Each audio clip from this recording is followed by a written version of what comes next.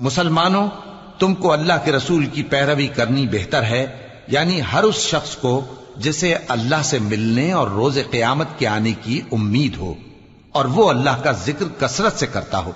और जब मोमिनों ने काफिरों के लश्कर को देखा तो कहने लगे, ये वही है जिसका अल्लाह और उसके पैगंबर ने हमसे वादा किया था, और अल्लाह और उसके पैगंबर ने सच कहा था, और इससे उनका ईमान और इताअत और ज्यादा हो गई।